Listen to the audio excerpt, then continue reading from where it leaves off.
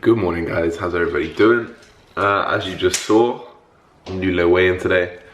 Today is going to be a full day of eating, so I promised this video in the last video, so it will be a full day of eating, and then today is a training day.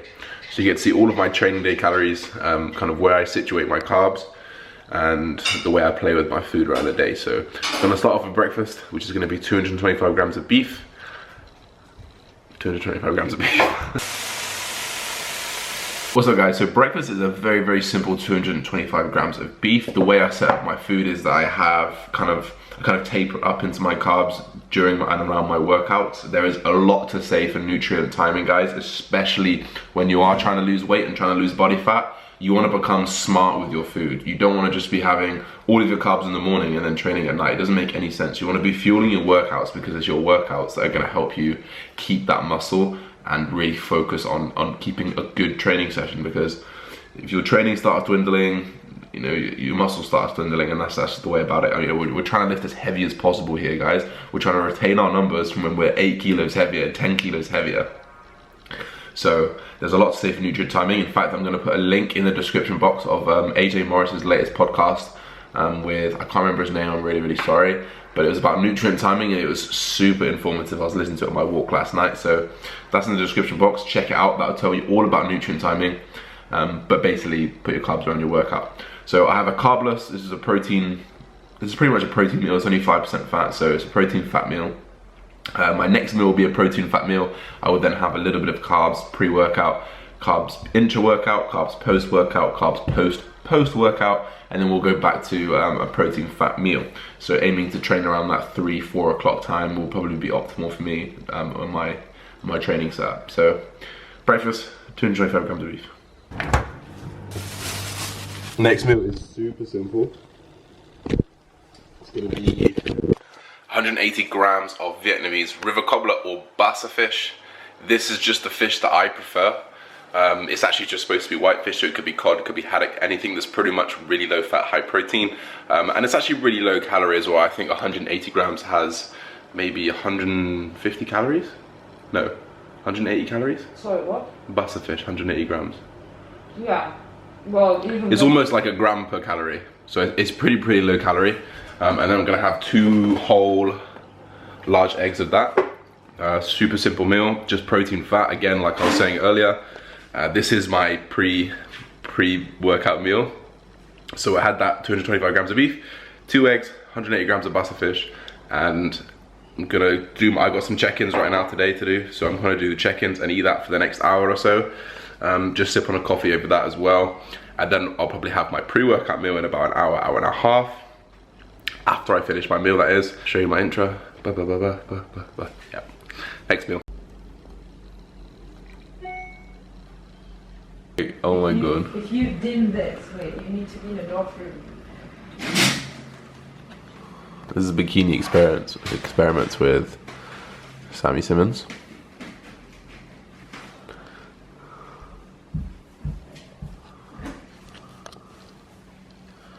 Damn.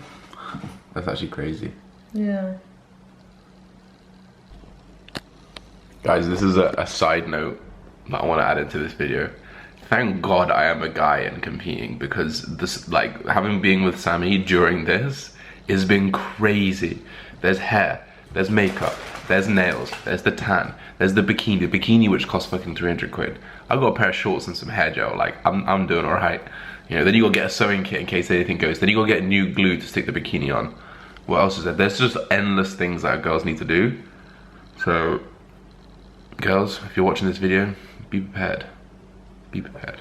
What's up, guys? Onto my pre-workout meal. We have 100 grams of banana. I generally just take bananas that are this size. Like, I've had so many bananas. It's not gonna focus. I've had so many bananas in my life. I know that this is probably 90 to 110 grams, like 100% sure. I will probably start weighing them soon. Probably should anyway. But I'm gonna have 1 banana, have 3 rice cakes, and I have 125 grams of chicken with a smidgen of Nando sauce. So here's the thing about condiments for me, is I use like 10 grams of Nando sauce just on my chicken meals, and that's the only condiments I use other than the seasonings. The reason why I use Nando sauce is because per 100 grams, it's like 69 calories, and I only have 10 grams. So it's gonna be like 6 calories.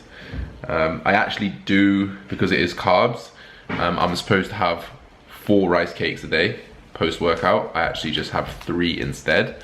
I know that doesn't sound like the best thing to do in terms of getting whole foods in, but like this makes me enjoy my meal 1,000 times more. And I think that enjoyment of meal and enjoying the process is a lot more important than 1 rice cake and satiation. So yeah, adherence is the word that I'm looking for there. Thank you, Sammy. So I don't see the problem in using these little condiments here and there if it's going to help you with adherence. However, if you're using them on every single meal in abundance and you're taking out a load of calories because of it, you're not doing that right. You shouldn't be doing that, because you need to prioritize foods that are going to help with recovery. Like 1 rice cake is 6 grams of carbs. So 10 grams of this is 6 calories, which means it's 1.5 grams of carbs. So I can use this like 6 times. I could do 60 grams a day and release one rice cake. You don't need to be so strict that you hate everything that you eat. You need to have those things in there. So for some people, to some extent, you have to hate your life when you're in prep. To some extent, you gotta hate your life when you're in prep. Well, you're not doing it right. But like for example, Sammy, she killed tomato ketchup, low sugar, low salt, tomato ketchup. The 50% less added sugar one in Tesco. Exactly. So things like that, mustard. But not the Tesco brand. That one's crap. The Heinz one. Yeah. There's some tomato ketchup review for you quickly. So mustards, like low sugar tomato ketchup, and like a tiny bit of nano sauce. You can get away with those as long as you're making sure that you do count those into your daily calories and you don't get too carried away with it, because it's very easy to get carried away when your taste buds need flavor. So I'm gonna eat this. I'm gonna watch a Jeff Nippard video on increasing natural testosterone, Science Explains. That'd be pretty cool. Then I'm gonna head to Temple Gym, which is Dorian Yates' gym, or his old gym. I think it's run by his son now. So that'll be a really cool session. I'll probably do like a minute montage or a minute of each, or like a set of each exercise, just because I want this to be predominantly an eating video. Let's go. I'm gonna eat this down. I'm pretty hungry. Get a pre-workout in after this and make my intro. Let's see what it is. Oh, 93. So you guys, like when you do this so much and so often, you just get the hang of numbers. Me and Sammy, like, we hit exactly what we need to hit so often. The amount of times that I need to have 225 grams of chicken and I've got 250, I always end up cutting off exactly 25. I don't know what it is. I think it must be just doing it so often, you just get used to it. It's mainly fat. So this is my intra workout drink, 15 grams of BCAAs, 60 grams of highly branched cyclic dextrin or cyclic dextrin, however you may say it, I do not know, and 5 grams of creatine. This is just a drink that I will sip throughout my workout. Highly branched cyclic dextrin is like it's like a high GI, low volume carb, so it's really easily digestible on the stomach. If you do go for kind of dextrose or maltodextrin, it's very kind of harsh on the stomach, so you can't really go above kind of 25-30 grams of it, otherwise you're gonna have a load of blood to the stomach to try and digest it. Whereas this is super easy to digest and very easy to just on the body in general, because you want to have that blood to flow to the muscles, you don't want it to go to the stomach. So having a nice easy digestible carb can really benefit you. The reason why we have these intra workouts is just because the least anabolic time, the most catabolic time that you will be if you're a natural athlete is during your workout, because your body's focusing on lifting weights, moving weights from A to B and pumping blood around your body. It's not focused on becoming anabolic and creating protein synthesis. Providing your body with a straight carb where in probably the moment where it needs it most, like a really fast acting carb, is a really good idea, and I really notice the benefit of it. Okay, yeah, it's anecdotal and it might be placebo, but for me, just every time I take a sip of that, I think I've got more carbs, I'm gonna get fuller, I'm gonna get a better pump.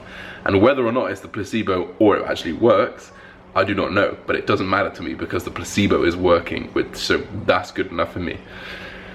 Maybe you try a little intro workout carbs, depending on what your carbs are at. Obviously, if they get super low, you'd probably take out those intro workout carbs and put them into food, so you got a little bit more volume. However, my carbs are still around 400 for training days, so I can afford 60 grams intro workout. That is my intra. I'm off the train now. Pre-workout first. Don't need to show you that. Let's go. Man, I just walked 25 minutes to this gym. It's fucking closed. Pre-workout's in. I'm frustrated as hell right now. I'm gonna have to get an Uber. I'm gonna have to get a £6 Uber to another gym to pay £5 to get an £8 Uber back. It's prep life. Alright guys, just walking back. So what I did there to save myself money on the Uber was I got an Uber like halfway, because it was going to be an hour and 15-minute walk. Okay, just over halfway. So I made it so that I had to walk half an hour because I was still on like 4,000 steps. I needed to get 10,000 and I just checked them on 9,000, so I've still got 1,000 to do. I'm nearly home now, so that's fine. That's fine. I can just do that 1,000 just before my last meal, and then I can do my 20-minute walk that I need to do before I go to sleep. Tactics, guys. Think ahead. If you haven't got your steps in, where can you go to get your steps in? Post-workout meal, which I'm dying for right now. 150 grams of low-fat cereal. So I got wheat toast today. 3 rice cakes. 40 grams of honey. And I've got a protein shake as well. 45 grams from whey. I'm gonna put the camera down because I'm so hungry. Just making my last meal. Got my rice evaporating there. Sammy's meal prep for tomorrow. Yeah, that wasn't a smart idea, was it? And I got my chicken in there. So I've got 225 grams of chicken, 50 grams of rice. That is meal 6. I'm gonna wait like 20 minutes, 30 minutes and just have my last meal because it's super small. So I actually forgot in this one. What? There's actually supposed to be 30 grams of peanut butter. So 50 grams of rice, 30 grams of peanut butter, 225 grams of chicken, and my 10 grams of Nando's sauce. So this is my penultimate meal. My last meal was to shake, so I'll see you at the shake.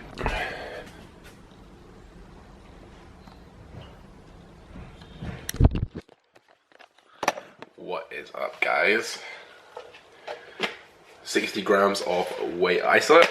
This equals 45, I think it's like 44, 44.9, 45, but I'm aiming for 45 grams of protein from whey. Always go for whey isolate just because isolate is like it's like a pre-digested, it's like a much easier to digest form of whey. And I honestly feel the difference. I have isolate every single day, and sometimes when I come to Sammy's and I forget to bring my isolate, and sometimes she has just normal whey. I have normal whey and I get bloated and I feel it in my stomach. So guys, if you do kind of react to whey a little bit, just like normal plain whey, maybe try getting isolate first before you just cut it all the way out, because I was the same. I remember, I don't know if you guys will remember, but I went to the vegan protein for a while, just because my stomach kept hurting after the whey. But after I got the whey isolate, actually there was no problem whatsoever. So maybe you guys can try whey isolate to see what happens there, because I know that it is a much easier on the stomach digestible protein. So that's it, guys. That is it for my full day of eating training day. The reason why I don't do these too much is because I really eat the same foods every single day. I haven't had a cheat meal in 7 weeks, so there's not even a cheat meal to show you. And I know you guys that followed me last year, I had cheat meals every single week I could show you, but unfortunately, because I got the coach this year, that's not happening. But my food is way higher because of it.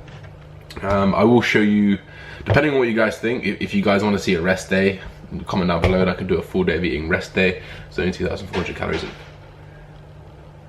That was scary. So yeah, if you guys want to see a rest day, comment down below. The next time I'll probably do a full day of eating will probably be in a few weeks when my diet's changed a little bit. I am getting sick of some foods, so I will be changing those around maybe in a couple weeks, just so I can exhaust these food choices for a bit, and then I can swap around and show you something, guys, something interesting. Let me know if you like this kind of video by just dropping a like. The likes help this channel out so much. And yeah, I'm looking forward, as always, I'm looking forward to the next one. Sammy's competition is tomorrow, is 2 days, Sunday. We are going down to St. Albans tomorrow. Look out for Sammy's videos. I will vlog Sammy's competition for myself, for my channel. Don't forget to like, comment, subscribe, guys. See you in the next one.